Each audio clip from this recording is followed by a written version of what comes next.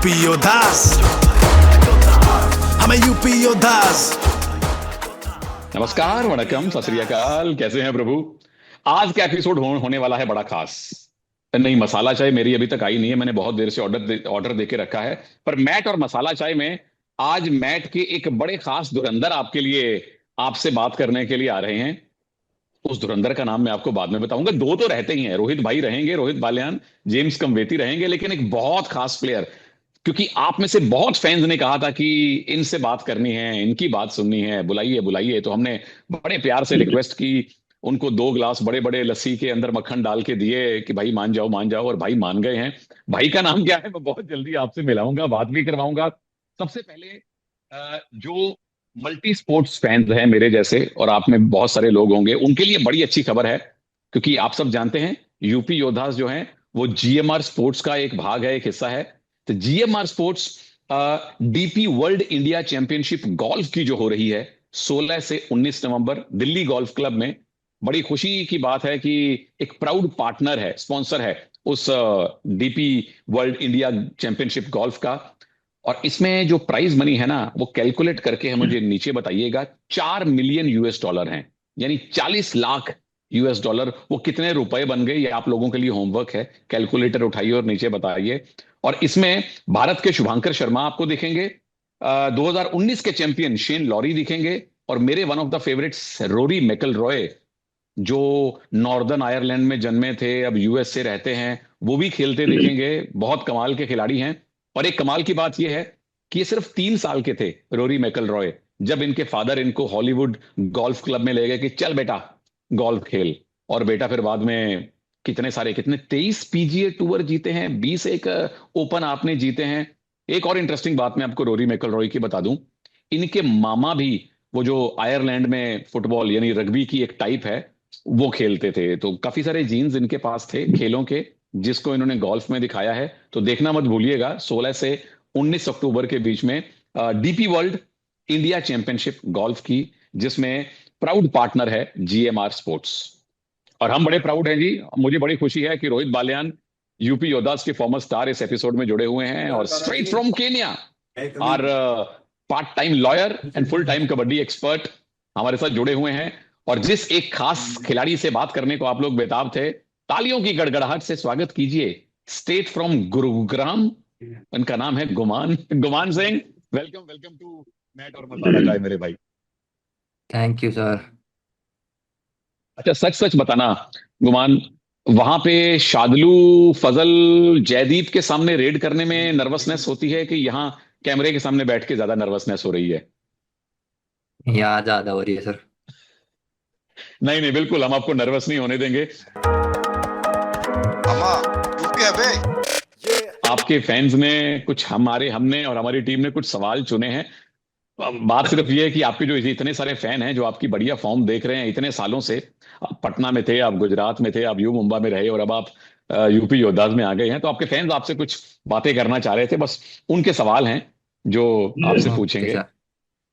तो लोग ये जानना चाह रहे हैं गुमान भाई कि हर एक कबड्डी प्लेयर की लाइफ में एक ऐसा मोड़ आता है जब उसे लगता है कि अब मेरी जिंदगी ठीक चल रही है, अब मैंने कुछ हासिल कर लिया है।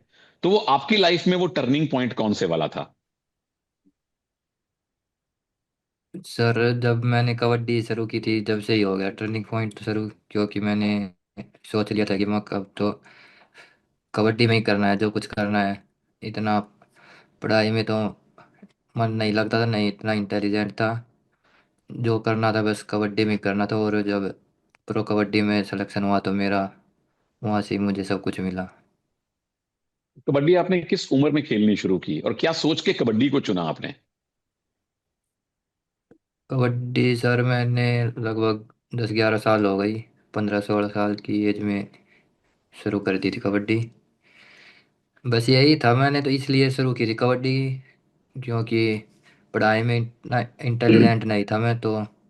10th तक ही मैंने पढ़ाई की थी, उसके बाद कबड्डी शुरू कर दी थी। 10-11 साल मतलब जब से प्रो कबड्डी शुरू हुई है उसके आसपास आपने कबड्डी खेलना शुरू किया था, और अब आप प्रो कबड्डी के स्टार हो। क्या हाँ बात है, सर। Very good story. अच्छा, इतने सारे आपने सीजन खेले हैं अलग अलग टीम्स के साथ, बहुत सारे टाइट मैच खेले हैं। पिछला मैच भी जो हमने जीता था वो भी टाइट हो गया था। तो जो टाइट ऐसे मैचेस होते हैं उसका प्रेशर आप कैसे झेलते हो, कैसे उस प्रेशर को निकालते हो अपने अंदर से? बस यही है कि सर प्रेशर नहीं लेना, आराम से कूल माइंड। मैं ज़्यादा वो भी नहीं होता कि भाई मेरे को गुस्सा आए। बस अपने दिमाग को शांत रखता हूँ, हाँ भाई अगली टीम की प्लानिंग सोचता हूँ, हाँ भाई अब ये प्लान करें तो उसके अपोजिट ही करता हूँ मैं। भाई माइंड अपना ज़्यादा प्रेशर नहीं लेना माइंड पे अपना, कूल रहता हूँ मैं। क्या बात है, ये गुरुग्राम से आते हैं, अनूप कुमार भी गुरुग्राम से आते हैं, वहां के लोग वैसे ही कूल होते हैं, अब मुझे समझ में आ गया। अच्छा, बहुत सारे आपने तकरीबन हर एक डिफेंडर के सामने खेल लिया है अलग अलग टीम में खेलते हुए। सबसे मुश्किल डिफेंडर आपको कौन सा लगा है, जहां से पॉइंट लेना बड़ा मुश्किल होता है? सबसे मुश्किल तो सर सादुल्लू होता है, सादुल्लू के सामने खेलने में मज़ा आता है। और यो है सुनील परवेश है, इनके साथ खेलने में मज़ा आता है बहुत। कमाल के डिफेंडर हैं जी, सुनील परवेज की जोड़ी चलती है, शार्दुल का भी सीजन अब हाँ ठीक जी। आ गया है पटरी पे और अच्छा खेल रहे हैं। अगर आप कबड्डी ना खेल रहे होते गुमान भाई, कुछ और खेल रहे होते या कुछ और कर रहे होते? अगर कबड्डी नहीं खेल रहे होते तो सर कुछ नहीं, अपना खेती बाड़ी करते। बता पढ़ाई में इतना तो इंटेलिजेंट था या नहीं कि कहीं और जॉब मिल जाए। अब कबड्डी की वजह से सर जॉब भी मिल गई, अच्छा फेम पैसा सब कुछ मिल गया सर, कबड्डी की वजह से ही मिला सब कुछ। नहीं, हमने आपको कहीं और जाने ही नहीं देना था, कबड्डी ने आपको कहीं और जाने ही नहीं देना था, आपकी किस्मत में था कबड्डी प्लेयर बनना और आपने बड़ी मेहनत की है। और बड़ी खुशी होती है आपको इतना स्टार और फेम, स्टारडम और फेम मिलते देखना। अच्छा, जसवीर सिंह साहब यूपी योद्धास के बहुत लंबे टाइम से कोच हैं, आप उनके साथ अब खेल रहे हैं। कौन सी एक ऐसी उनकी एडवाइस है, उनका एक सुझाव है जो आपके लिए बहुत ज्यादा फायदेमंद रहा है?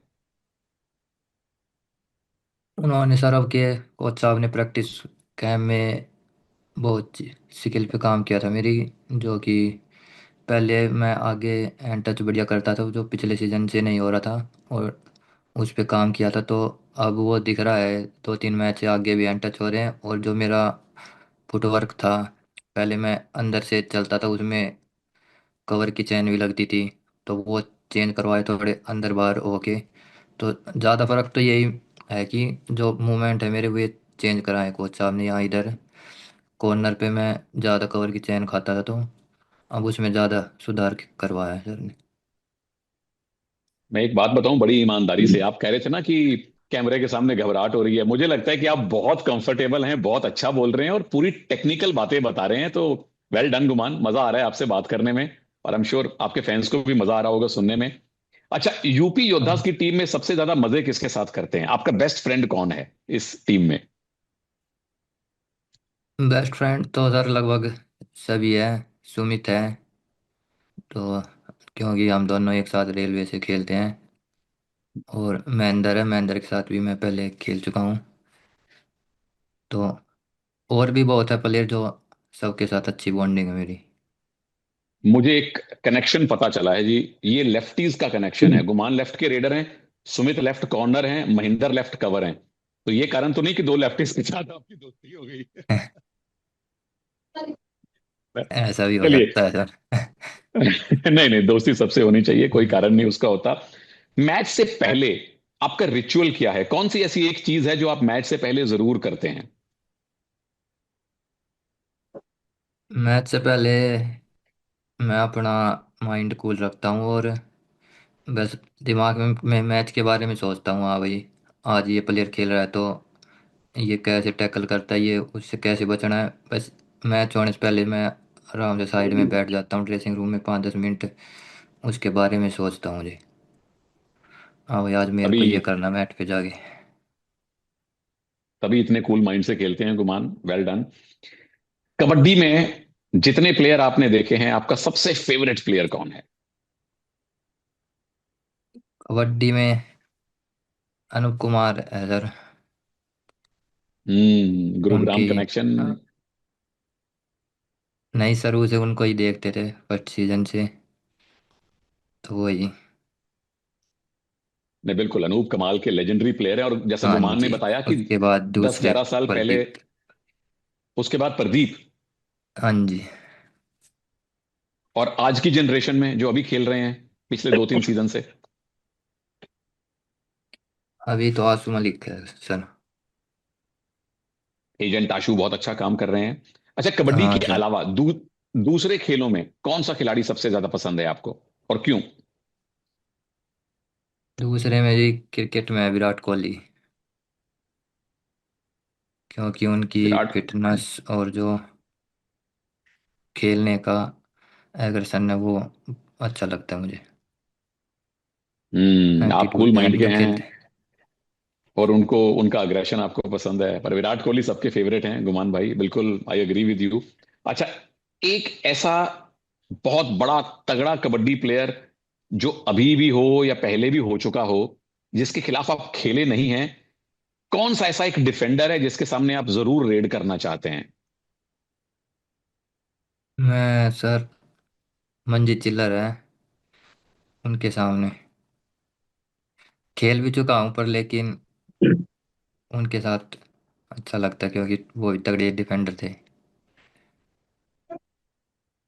लेजेंड लेजेंड मंजीत छिल्लर, और आपकी साइड के डिफेंडर थे, लेफ्ट कवर थे वो। हाँ सर।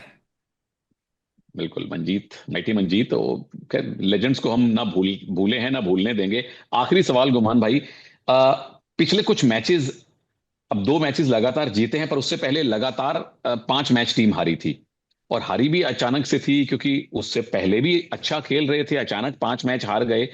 तो उन 5 मैचों के हार से टीम कैसे निकली? क्या माहौल था टीम में? क्या कुछ चेंज किया कोच साहब ने कि टीम वापस जीतना शुरू की है?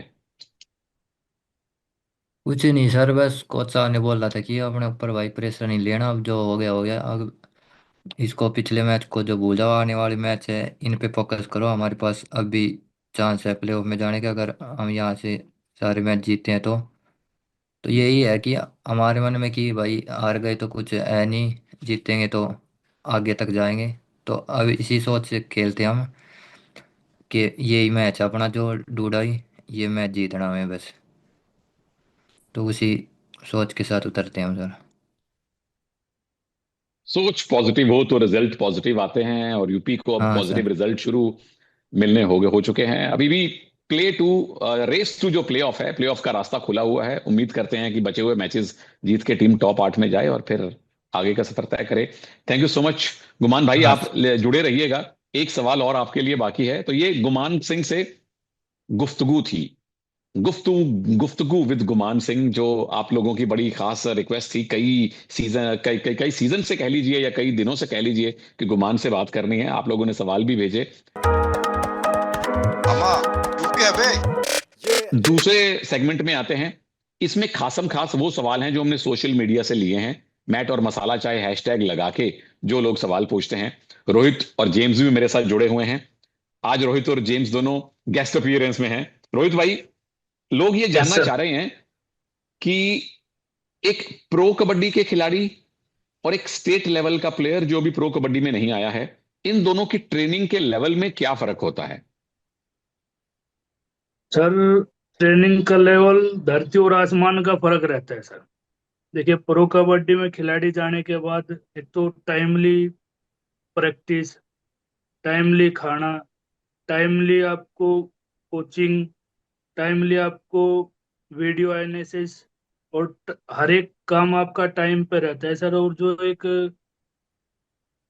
यहाँ से जो प्रैक्टिस मिलती है सर, और जो अपना मतलब यहाँ जो मेंटेनेंस कर रखा है सब कोचों ने, सब अपने फ्रेंचाइज ने, सब खाने की डाइट एज ए फिजियो, और एंड कुछ भी सर, सारा चीज देख लो आप, बिल्कुल नियमित तरीके से होता है। और एक स्टेट लेवल के खिलाड़ी के लिए सर देखिए, एक स्टेट लेवल का खिलाड़ी अगर घर पे कोई काम है तो वहीं चला जाएगा, 5 दिन तक आएगा नहीं, ग्राउंड की प्रैक्टिस छूटेगी सर। उसके बाद यहाँ निरंतरता नहीं बनी रहती सर, कंटिन्यू मैट पे, मैट और ग्राउंड से हट जाता है वो, देखिए परफॉर्मेंस आती है, यहाँ तक के लिए सफर करते हैं, लेकिन इसके बाद जो परफॉर्मेंस अप आती है वो प्रो कबड्डी में जाके आती है सर। यहाँ तो मतलब हमारे जो कोचिज है देखते भी है कि हाँ, ये लड़का और ये खिलाड़ी ऐसा है, अगर इसको और थोड़ा प्रैक्टिस दी जाए तो ये प्रो कबड्डी में अच्छा खेलेगा। तो ये डिफरेंस है सर, क्योंकि वहाँ फुल टाइम प्रैक्टिस और फुल टाइम, मतलब वो डाइटिंग, वो प्लान, ना फिजियो, तो इस वजह से आदमी पीछे रहता है। यहाँ प्रो कबड्डी में सारी फैसिलिटी है सर। बिल्कुल, प्रो कबड्डी में फैसिलिटी है, तो आप भी अगर इन बड़ी बड़ी फैसिलिटीज का फायदा उठाना चाहते हैं, दिग्गज कोचिज के साथ ट्रेन करना चाहते हैं, बड़े बड़े खिलाड़ियों के साथ खेलना चाहते हैं, तो मेहनत कीजिए और यहाँ तक पहुंचिए। अगला सवाल है बड़ा इंटरेस्टिंग, और ये है गुमान सिंह के लिए। अभी जो यू मुंबा के खिलाफ यूपी योद्धाज ने मैच जीता था गुमान, उसमें एक रेड ऐसी थी जो सारे फैन याद रखेंगे, और वो थी जो आपने ऑल आउट की रेड की थी। दो डिफेंडर थे, हाँ एक सर। बार तो लगा सुपर टैकल हो गया, फिर लगा गुमान निकल जाएंगे, फिर लगा सुपर टैकल होगा, बड़ी लंबी रेड चली। तो उस रेड के बारे में साहब अपने फैंस को बताइए कि क्या चल रहा था उस टाइम दिमाग में। बस सर यही था, क्योंकि जो वो टैकल किया था, सुनील ने डाई मारी थी, तो वो एक पैर में लग रही थी और एक पैर मेरा फ्री था। और फिर वो जाफर दनेश भी उसी पैर पे, तो एक पैर से मेरे को पावर मिल रही तो मेरे को था कि, और मेरे को लाइन में दिख रही थी कि हाँ भाई सेंट्रल लाइन पास में ही है, तो हार नहीं माननी अब। तो मैंने एक जो पैर फ्री था उस पैर से मैंने वो स्ट्रगल किया अपना।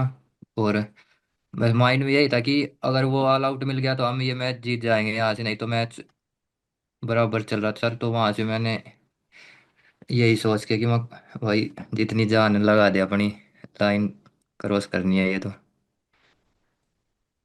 बहुत जान लगाई थी भाई। अच्छा, थोड़ी जान मेरी भी हाँ निकल गई सर। थी, क्योंकि उस मोमेंट पे मैं कमेंट्री कर रहा था। बहुत हाँ सर, गले का मैंने जोर लगा। देखा था बाद में अभी रील में, नहीं काफी वायरल हो रही है वो रील। वायरल आपके कारण हुई है गुमान, आपने बहुत बहुत मेहनत से, बड़ी हिम्मत से जान लगा के वो ऑल हाँ आउट सर। दिया यू मुंबा को। नहीं नहीं, मैंने सुना था कमेंट्री आपकी। अरे हमारी हमारी कमेंट्री का 0.1% रोल है, 99.9% आप लोगों की मेहनत होती है। सो इसी तरह के और बड़े बड़े मोमेंट्स हमें देते रहिएगा। James, last question is for you. Thank you for being so patient in this episode. Again, a Yes. very specific question. Uh, Does Kenya have kabaddi camps? Do you see PKL teams setting up scouting camps in Kenya in near future? Do you want that to happen? Absolutely. That's everyone's dream. We want to see PKL on the ground because most of the time, the PKL fraternity, they only see us through videos that maybe we post or send.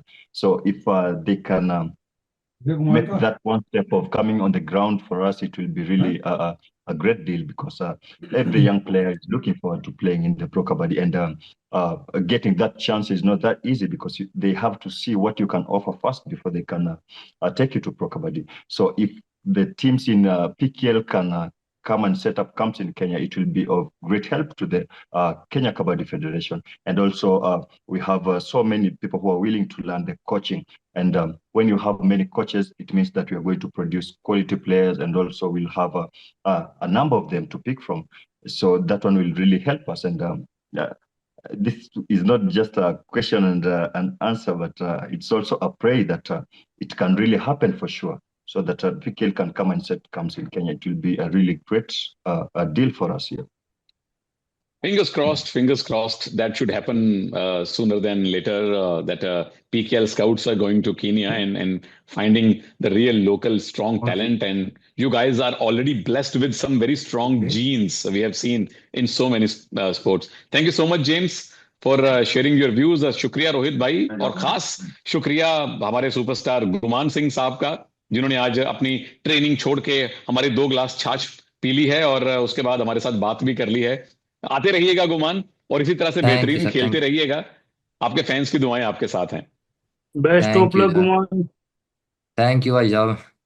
Best of luck, चलिए, Guman. बहुत बहुत Thank you. शुक्रिया हमारे सारे viewers का, अपनी support देने के लिए, प्यार देने के लिए। और किस खिलाड़ी से आप बात करना चाहते हैं, रिक्वेस्ट भेजिए, हम आगे रिक्वेस्ट पास कर देंगे टीम मैनेजमेंट को, कोच साहब को। जैसे ही प्लेयर फ्री मिलते हैं आपसे बात करवाएंगे। और #MAMC मैट और मसाला चाय हैशटैग लगा के अपने सवाल पूछिए, जो भी पूछना चाहते हैं। कुछ अच्छे अच्छे सवाल अगले एपिसोड में हम जरूर अपने खिलाड़ियों से पूछेंगे। तो इजाजत दीजिए, नमस्कार, जय हिंद। आ गए यूपी योद्धास।